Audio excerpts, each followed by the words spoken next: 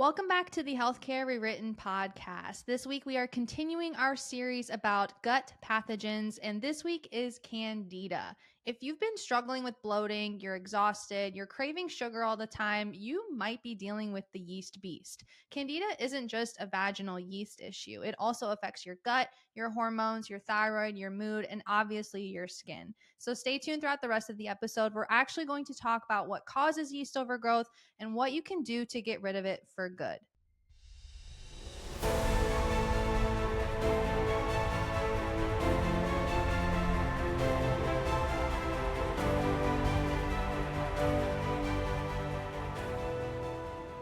Alrighty, everyone. Welcome back to another episode of the Healthcare Rewritten podcast. We have a new setup. I bought a table. So what we're going to do today for this episode is it's going to look a little bit different. And if you're watching on YouTube, you'll notice this. If you're not watching on YouTube, make sure that you check out Healthcare Rewritten podcast on YouTube so you can watch the videos. We sometimes put up different graphics and a bunch of fun stuff. But we just have two camera angles today. So it's looking at myself and it's looking at Dr. Lena. You want to say hi, Dr. Lena? Hello, everybody. I am here. So what we're going to do is we're going to go back and forth like this, and that's kind of what the camera angle is going to look like today. So I hope you like it. If you enjoy the new angle and view, let us know. We were enjoying the couch and chair setup. The chairs weren't the most comfortable chairs. And on top of that, it's great to have the laptop, especially when we want to make sure that we're following a specific plan. So I like having my laptop in front of me. So that's why we got this table and started doing a setup like this. That's a good thing about starting a show or starting anything in life, right? Once you start, you know what needs to be tweaked and adjusted, right? Mm-hmm. So, okay, Lena, what are we talking about today? I know the intro kind of basically broke that down, but is there anything that you want to talk about that's kind of come up this week? Nothing crazy that I can think of off the top of my head. We're just continuing our series on gut pathogens. We got a lot of cool stuff coming up for you guys over the next couple of weeks. So make sure that you subscribe so you never miss an episode when they come out on Tuesdays.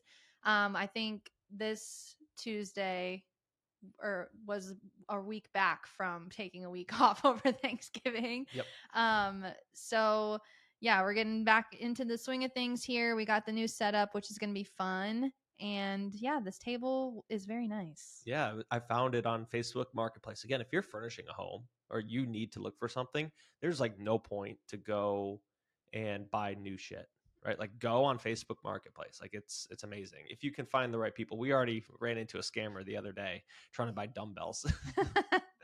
Yeah. But yeah, you knew that it was a scam when they spelled dumbbells wrong. Yeah, they spelled it like Doombles or Doombles. Doombles. Yep. So yeah, so this is basically a mini series within a series. We're breaking down different pathogens. Today we're breaking down Candida, but the general series that we have going right now is the gut and the gut microbiome itself. So once we finish the pathogens, we are going to continue within that gut microbiome series where we're going to talk about digestion. We're probably going to do specific episodes on stomach acid and yeah, there's going to be a lot of fun stuff. So make sure that you stay tuned. And if there's something specific that you want us to talk about as far as the gut digestion goes or the gastrointestinal tract in general, let us know in the comments and we will be sure to make a episode on it. Or if you have a question, make sure that you send us your questions because we're doing individual Q&A episodes that will be sprinkled in throughout the entire show. Okay. Mm-hmm. All right. So with that being said, why don't we go ahead and dive into the root cause rundown? Let's do it.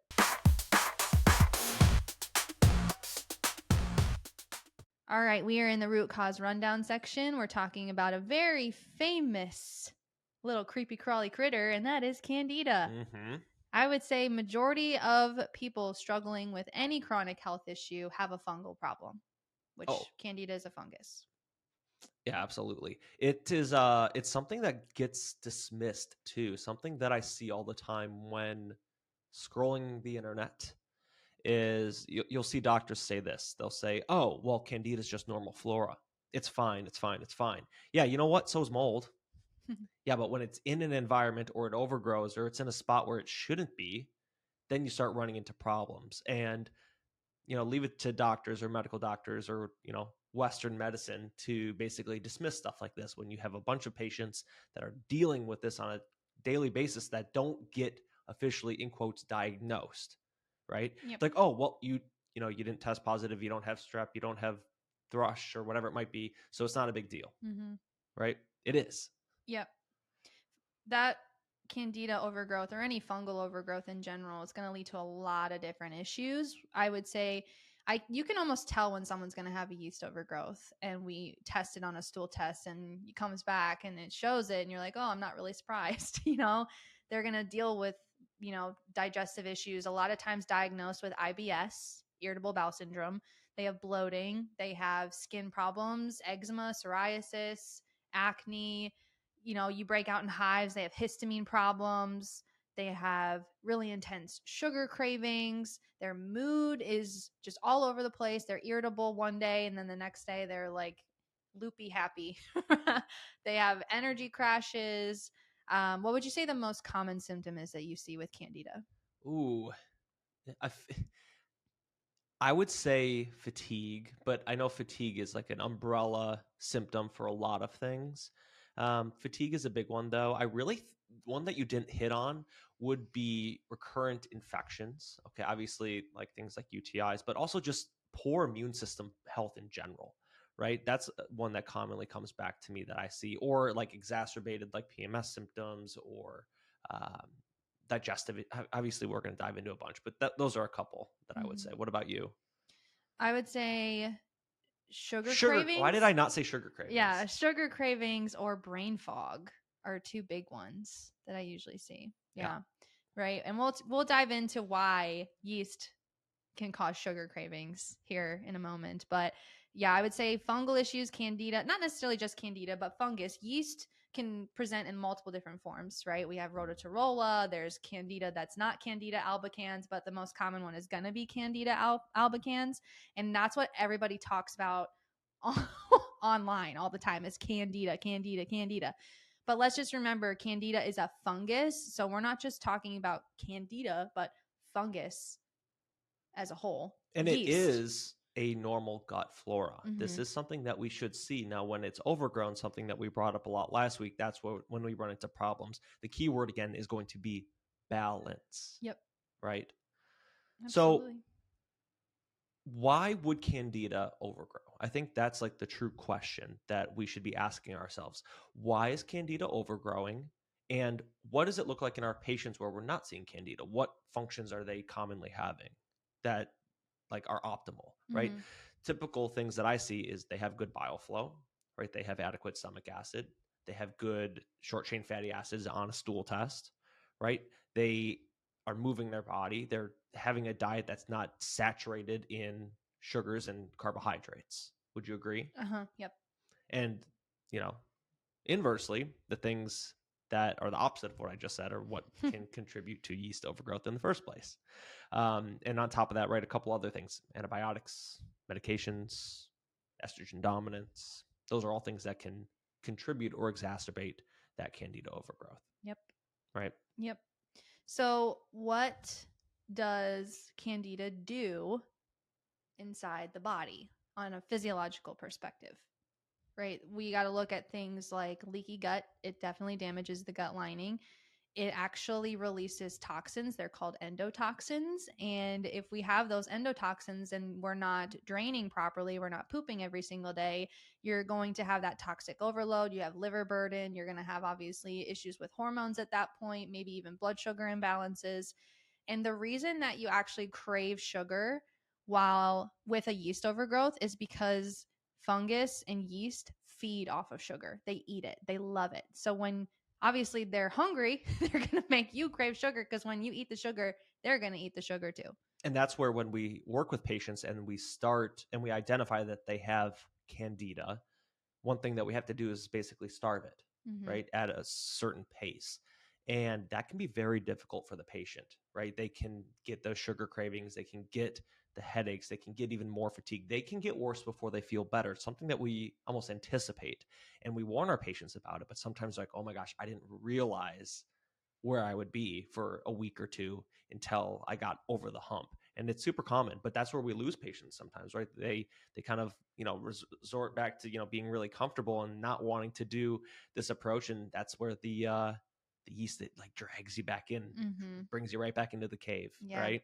And I would say that's when you're the closest to killing it off, is when you start to experience those die off symptoms, right? They're called, what you just described are called die off symptoms, because we talked about this a little bit last week. These are living things. They don't want to die. So when you starve yeast, what would happen if I starved you? Oh, I'd be You'd be pissed. feral. You would be feral, you know? So what happens when you starve yeast? They're also going to be feral, and they're going to start releasing those endotoxins at a higher capacity. And so you start to experience almost flu-like symptoms. Absolutely. Yeah, the die-off symptoms are real. If you want more information on die-off and what it looks like, we actually do have a wonderful PDF that you can message us for, and we will be happy to send that to you via email. It's also on our link tree, so if you want access to free resources like that, make sure you check out all of our links. We have hundreds of them, and you can definitely find that one in there as well, right? Yep. Okay. So we talked about symptoms, right? We talked about why it might be happening. We talked about what we might be feeling in the moment. What can we start doing besides just starving the yeast? Well, you obviously, by starving it, we talk about eliminating ultra processed foods and eliminating a lot of carbohydrate rich foods. You can also start some specific antimicrobials or antifungals, but in order to do that, we always recommend doing comprehensive testing in order to determine what type of yeast that you have. Like we talked about earlier, there are different types of Candida, even not just Candida albicans, and there's different types of yeast and fungus, and they all respond differently to different natural herbs. Other things you can do, obviously, is improving your immune system, improving your digestive system, right? Your stomach acid, your bile flow, your detox pathways, your drainage pathways, and then honestly, improving your microbiome in general, like your bacterial microbiome, because when you have deficiencies in those good bacteria, that's when the fungus can become opportunistic. Exactly. You have to fix the terrain first. Again, we said this a couple weeks ago when we started talking about the gut and the gut microbiome, but the terrain is the most important part here, right? Mm-hmm. So just from what Google says, right? So I just had it list off like the top triggers of Candida. And I'm not going to dive into every single one of them, but I want to just briefly touch on all of them and say this is where we need to make sure that we're focusing our time as well, right? These things can trigger Candida overgrowth. Okay. Again, Candida is a good gut flora. We want a good balance of these. These things can trigger an overgrowth. Number one, antibiotics. Okay. So just plain and simple here, if you're taking antibiotics and you have Candida overgrowth, sure, you can address the Candida overgrowth, but you need to find out, okay, why did I need to take antibiotics? Was it a one-time thing? Is this a recurrent thing? So find the root cause there, right? Birth control. Okay. So if you're taking birth control and it's contributing to Candida overgrowth, well, one, you need to make sure that you're addressing that the right way. You have a detox from birth control guide. You have a bunch of things that we can do on that end, but we need to be addressing hormones properly too. And we all know hormones are usually a secondary issue to the gut, which is why this whole show is really important on focusing on root causes. Okay. High estrogen, again, addressing hormones, stress and cortisol. Okay. Now we have to look at the adrenals, right? We have to look at stress response. If you haven't seen our adrenal or stress video yet, go check those out, right? High sugar and refined carbohydrates, blood sugar response, super important, right? Good thing we did an episode on that too, right? But if we're just killing the yeast and we're not addressing these things, we're not addressing mold exposure, we're not addressing stomach acid, why we have a sluggish gallbladder, why we have leaky gut, why we have insulin resistance. If you're not addressing those things and you're just taking something, you're taking oregano oil or you're taking uva ursi or something to kill the yeast, and you don't actually address the underlying causes of what happened, you're going to be at square one, right? That's medical minded thinking. If you're just going to take a holistic herb or supplement to kill something, that's just going to come back anyway if you don't address the root cause. Right. Hopefully, I didn't Exactly. talk in circles there, but that's really important. No, that makes total sense. I can't tell you how many times we have patients that have seen functional medicine providers that they're put on these protocols over and over and over and over again. And it's because these infections keep coming back, or they keep retesting them. and their stool test keeps showing the same infections over and over and over again because they were not addressing the actual root problem. The root problem is not the Candida because, like you said, Candida is normal flora. It's normal to have this fungus in our bodies. But when it's overgrowing because your terrain is inadequate, your immune system sucks, your digestion sucks, your microbiome diversity sucks, your diet sucks, your stress sucks, right?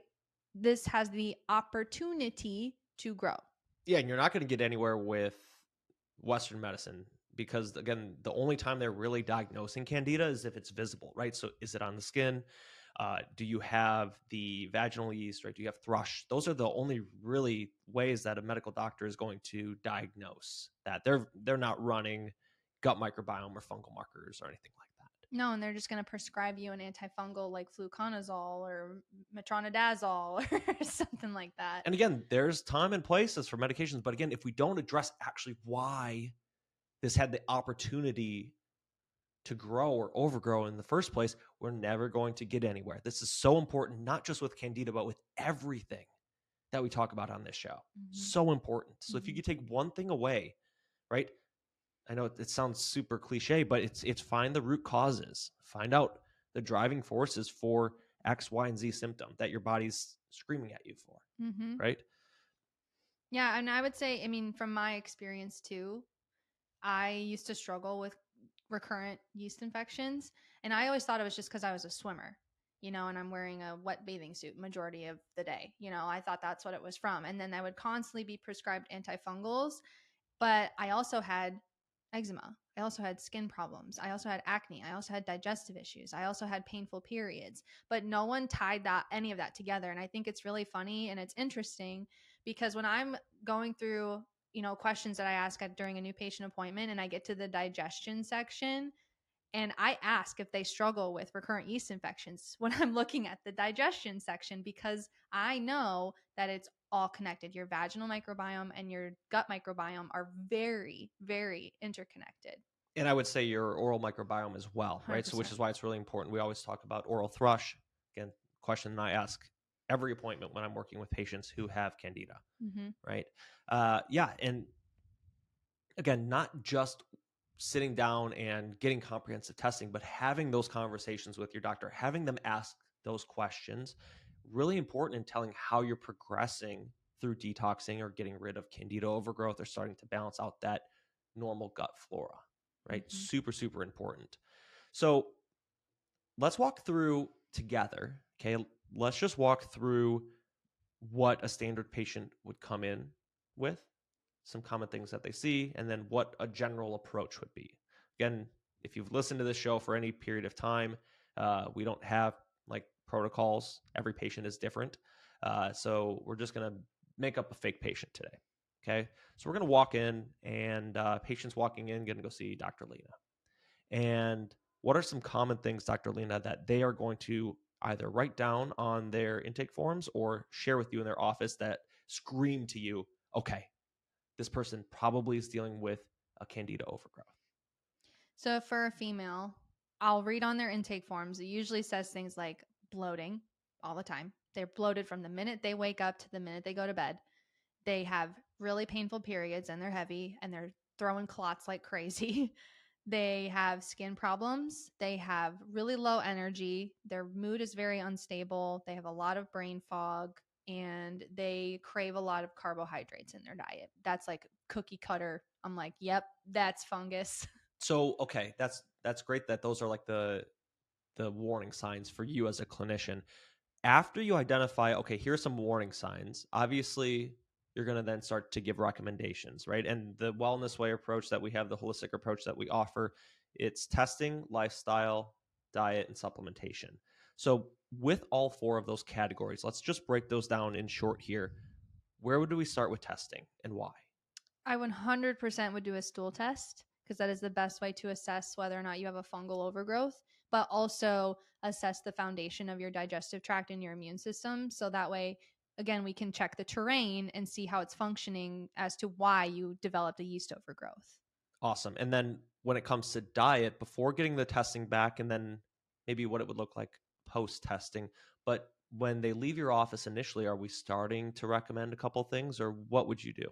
I do typically recommend a couple of things after that first visit just to get them started to see, where they might have problems or where they might struggle the most, because I want to give them direction on that too. So I usually recommend starting just with whole foods. Focus on whole foods as much as possible. Start eliminating fast foods, start eliminating ultra processed foods.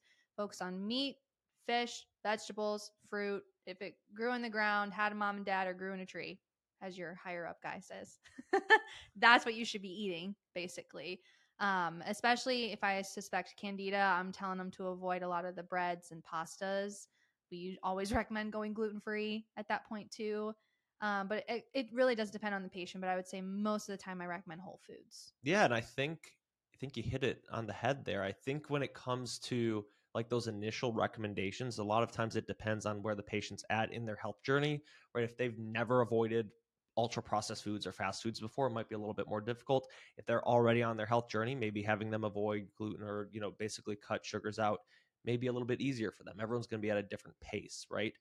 Because what you don't want to do is you don't want to overwhelm someone and then have them completely fall off the wagon and just give up. Mhm. But yeah, I think it's really important, right? When it comes to just eating whole foods, if you are avoiding ultra processed foods, right, you're going to, in nature, just the way that it works, you are going to decrease your sugar intake. That's just the reality of it, right? Mhm. Eating more proteins, eating more healthy fats, even if your sugar intake is coming from root vegetables and fruits, like you're still going to eat way less sugar than you were before. So that's a great start. Yeah. Um, Lifestyle. Are there things that you would recommend pre or post, just generally, for someone who's dealing with Candida? Maybe what's one or two things that you would recommend, even if they were trying to detox from Candida to help support them? I'd probably introduce things like digestive bitters or apple cider vinegar, or lifestyle wise, try not to multitask while you're eating so that you have that foundational digestive support. So that way these fungus and the yeast don't have the opportunities to grow. I would also focus a lot on sleep, because obviously we have a healthy immune system if we're sleeping. And if we have a healthy immune system, then you're not going to have those opportunistic infections either. I would also focus on like adding more fiber to your diet too, to promote that healthy beneficial bacteria, to keep feeding those. So if you think about, I would say, if we think about diet and lifestyle surrounding Candida, right? Focus on more of what you can add to your diet versus what you're removing from your diet. Because I think a lot of people put a negative connotation around a healthy lifestyle because they think, oh, I have to take out so much stuff that I eat on a regular basis. Well, I want you to think of what can you add to your diet that's going to make it more nutritious for you, more value to your health, right? Versus what you're taking away. Give it a positive connotation versus the negative connotation. 100%. That great, great advice there. Um, yeah, a couple other things dietary wise. I think obviously eliminating alcohol is extremely important. Try to focus on healthier snacking. I know you mentioned the most important part, which is what can you add in, right? And not what you can take away. I think if you're trying to make the biggest swaps, especially if you are snacking with Candida, it's really important to make sure that you're swapping those snacks, right? Literally what's on our table here, and this wasn't planned. I didn't even mean to bring this up, but like beef sticks, that's a great snack, right? You're actually going to be fueling your body with what your body needs, right? You're not going to just be eating a bunch of sugars and then you're going to have the sugar crash and you're not going to be feeding the Candida.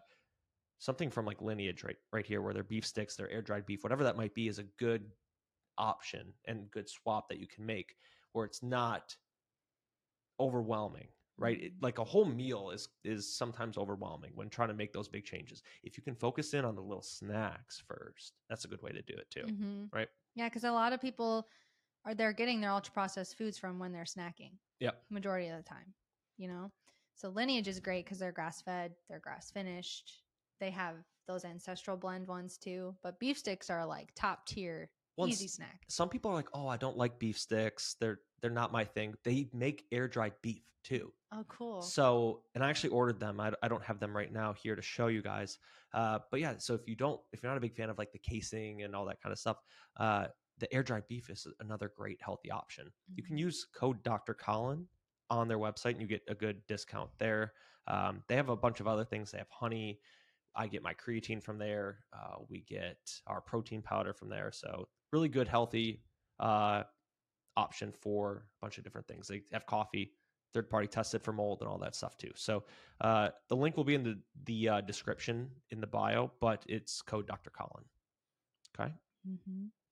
Okay. So that's basically the rundown. And then when a patient comes back, right, after testing is here, maybe you are solidifying what you had believed to be Candida or a yeast overgrowth in general. You then talk about further recommendations for dietary components based off of what the rest of that gut flora looks like. And then again, what the rest of the testing looks like. Maybe you did food allergy testing or whatever it might be. And then they start going through a plan, right? What are some common supplements that you like to use for patients that have a yeast overgrowth, not necessarily just for women, but just in general? Any antimicrobial will be helpful. I'd say the most beneficial one that I love is wormwood. I really love wormwood. I think it's the best as far as, we don't like to call them killing herbs, quote unquote, but they essentially, what they do is they help to restore balance to the microbiome. Wormwood also acts as a digestive bitter, so you kind of get a 2-for-1 there. It's also antiviral, so if you have viral infections along with the fungal infections, it's very helpful in that sense. But wormwood's definitely my favorite. I like I said, I like to add in digestive bitters. I might add a little extra in if they're needing a little bit more support. Apple cider vinegar, easy tool to implement. 1 tablespoon before you have a meal is going to help stimulate digestion, and it is antifungal at the same time. Yeah. I feel like the top 5 supplements I could recommend or to look into that we use on a common basis or a regular basis would be wormwood, like you said. I'm a huge fan of Oregon grape. Like that's just like my favorite. I see a lot of great clinical results with using Oregon grape, even with mold, right? We talk about fungus. And then also I'm a big fan of uva ursi. Garlic can be beneficial. Golden seal can be beneficial. So those are the top ones I would say. Am I missing any? No, I think people underestimate the benefits of garlic. I love garlic. If I wasn't allergic to it, I would eat cloves of it. There are some people that do. They put garlic, they like marinate it in a jar of honey or something, make like their immunity garlic. You could also use coconut oil, right? Like that garlic and coconut oil, talk about a deadly duo, right? Yeah. When we run a stool test sometimes, and when yeast come back as pathogenic, right, they usually test them against certain antifungal agents, and caprylic acid is one of those agents. And guess what caprylic acid is? It's coconut oil. So very, very beneficial for antifungal. Yeah, again, another great reason why comprehensive testing is so important. Not only are we testing to see, okay, are we making digestive enzymes? How well are we digesting our foods? What do our short chain fatty acids look like in those commensal bacteria? We're looking for overgrowths. We look for yeast, not only on a culture, but we also look under the microscope. Not we, I don't do it, but Genova does it. Yeah. Right. And so you get to see what's actually going on there. And then we get to also take a look at what agents are going to be the best to basically inhibit that growth. Right. So we look at caprylic acid, we look at garlic, we look at uva ursi, we look at a bunch of herbs to see what's going to be the best option for you based off of what strain you have. So that's why comprehensive testing is so beautiful. Again, most people aren't used to something like that as far as testing goes, right? They're used to one little swab or something like that, and that's it. Mm-hmm. Would you say that yeast and Candida often contribute to autoimmune disease?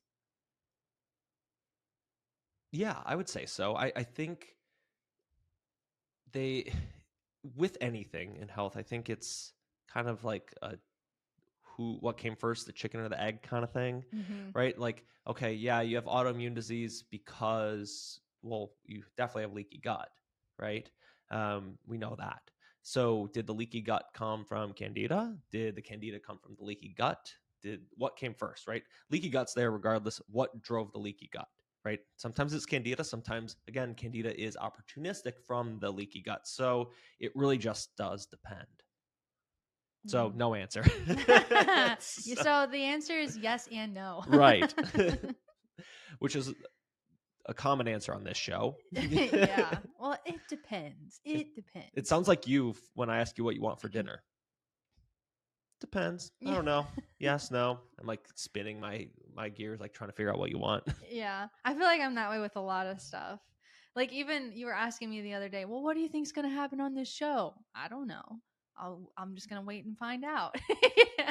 Is that like a male female thing? Like, do you think like hypothetically a lot, or is that more like a male dominant thing? I don't know if it's male versus female, but I know that I just don't like. I feel like I pick and choose where I spend my energy, and thinking that way, thinking in hypotheticals takes a lot of energy and brain power, and I just don't have the mental capacity for that anymore since becoming a mom. Maybe it's that. Maybe it's becoming a mom.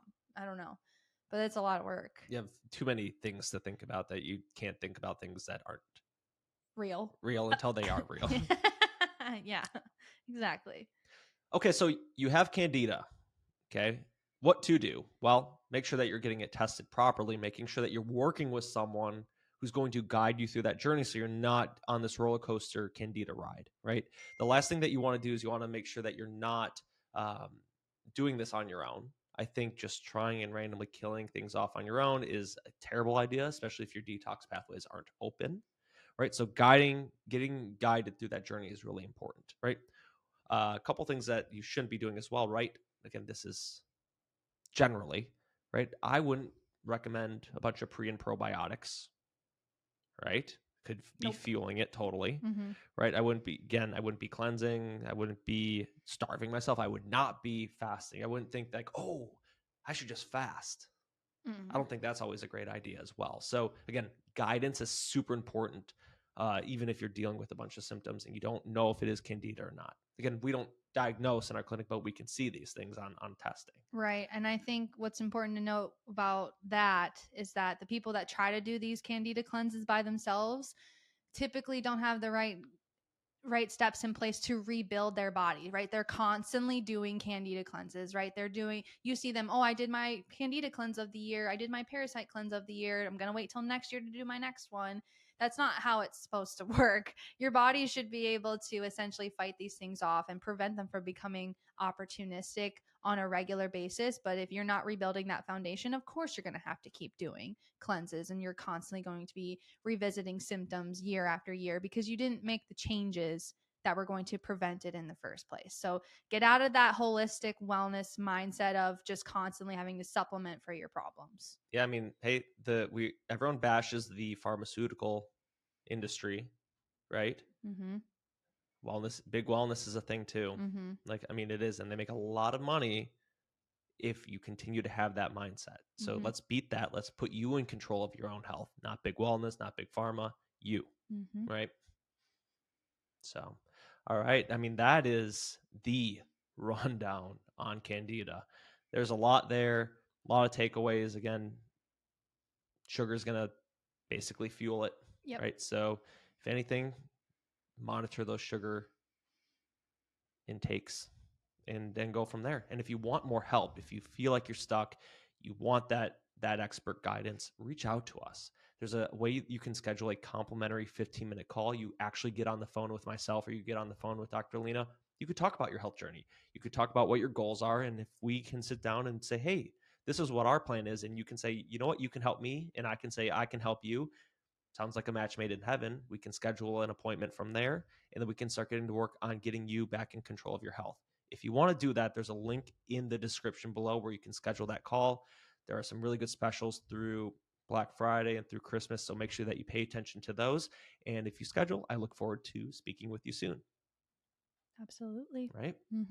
Okay, let's move on to the health homework, where we're going to talk about a couple tangible things that you can do to better your health for tomorrow that are going to be either free or relatively inexpensive.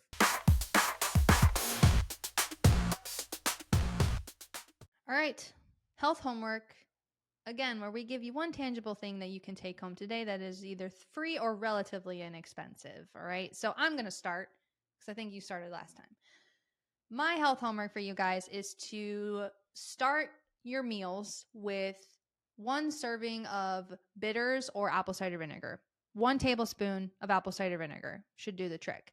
Right before you eat, this will curb any sugar cravings that you're having, but it will also help to stimulate digestion, stimulate your stomach acid, all that jazz to help promote better downstream digestion, right? Because digestion is a north to south process. So start from the beginning.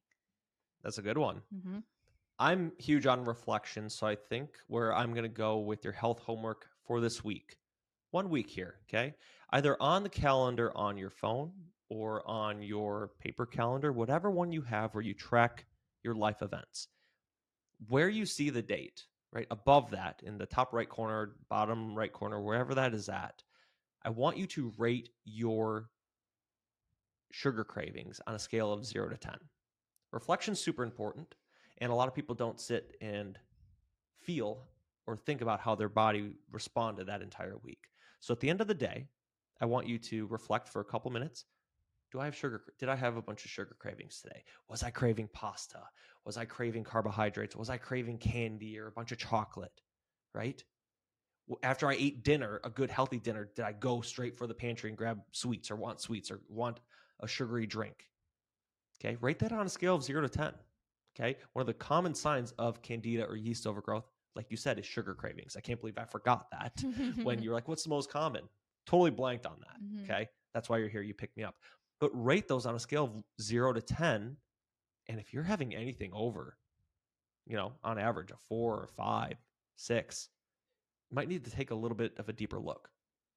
Mm-hmm. Okay, and that's my health homework for you, completely free, but do it for this entire week and let me know. Drop it down below. What's your weekly average? Okay. Yep. Take an inventory. That's right. We talked about this actually at church, right? You have to sit down and reflect. Something that resonated with me is it. A lot of times you hear whispers. Again, he was talking about God, but your body does it too. Your body whispers, and the only way you can hear whispers is if you slow down and listen. Right? If you're not slowing down, you aren't going to hear it, and it's really hard during the holiday season to slow down.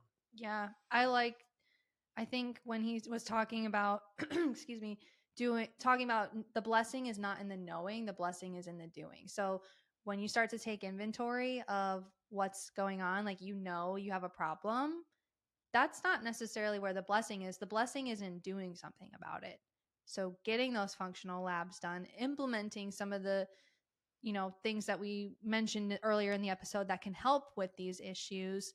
The blessing is in the doing, right? I can't tell you how many times have you heard someone say, like, they're complaining about a problem and you say, well, why don't you try this? And they say, oh, I know, I'll do it, I'll get to it. And then they just never do it. Yep. It happens all the time, so the blessing is in the doing.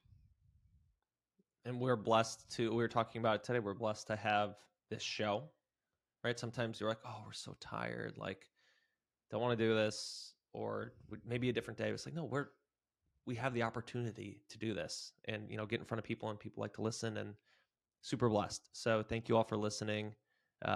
Please make note of the health homework for today, write it down, implement it. Your body will thank you for it, right? Mm-hmm. Anything else before we wrap things up? Not really. I think we about covered Candida. That's right. I do apologize. I'll say, drop the ball, trying to go through some changes here with what the daily dose looks like. There are more episodes coming, I promise you, with that. So stay tuned for those. Again, they're shorter form. They're 8 to 10 minutes. So if you like those little, smaller bit pieces, pay attention to when the next one of those is coming out. It should be sometime this week. And that is it for me. Anything else? Yeah, I mean, make sure to download all of the guides and free resources that we have on our website and linked in the description below. And if the Yeast Beast sounds familiar to you, you're struggling with brain fog, bloating, you have painful periods, you have skin problems, you can't poop, you're constipated, it is time for you to actually get some answers. So make sure that you book a discovery call through the link in the description below. Let's actually get the right labs in place and the right plan in place specifically for you. Awesome. Yeah. And stay tuned to the end of the the outro video to hear what next week's topic is all about. Yeah, we're going to continue with these creepy crawlies. All right. We'll see you all next week. See you next week. Bye-bye.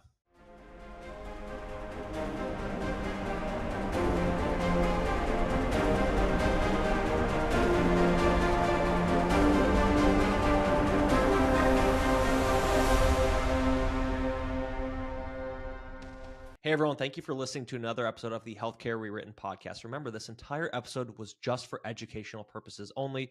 If you have a health condition, make sure that you consult your healthcare provider. So next week, guess what? We're going to be talking all about parasites. You are not going to want to miss it. There's a lot of buzz around what parasites are, parasite cleanses, and we're going to get to the bottom of it so you know what to do. We'll see you all next week.